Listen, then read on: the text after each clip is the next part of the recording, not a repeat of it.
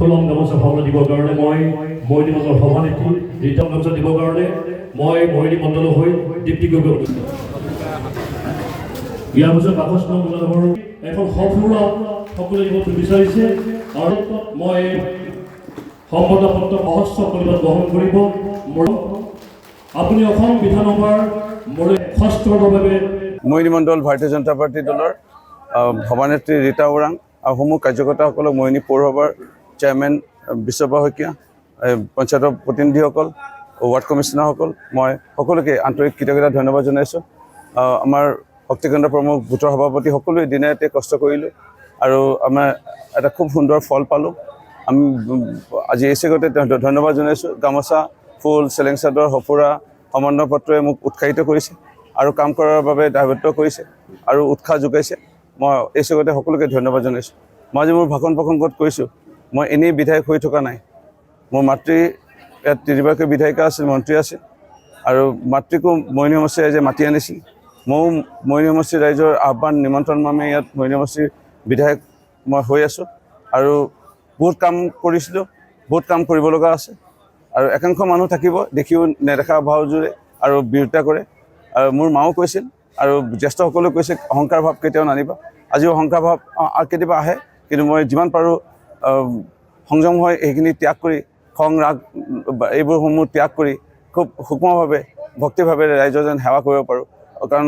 অহংকাৰ হ'লে মোৰ পতন হ'ব সেয়াও জানো সেইকাৰণে যিমান পাৰোঁ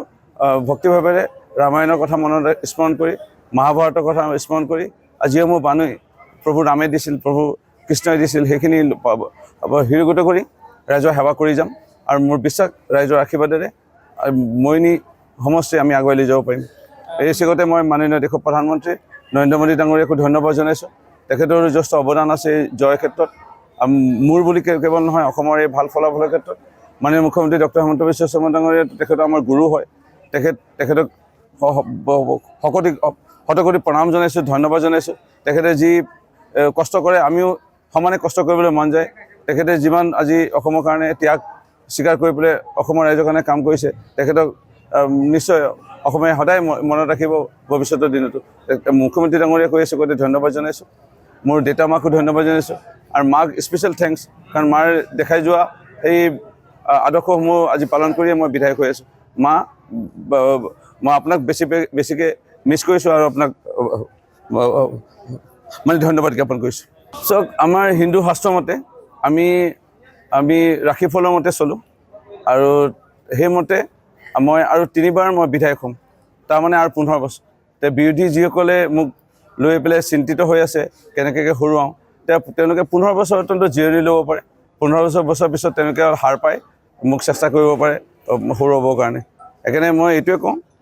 এই যে মই যে এতিয়া যে 15 বছৰ মই যে ক'লোঁ আৰু মই 3বাৰ বিধায়ক হ'ম তাৰমানে মই শুই বহি এই বিধায়ক হৈ নাথাকোঁ মই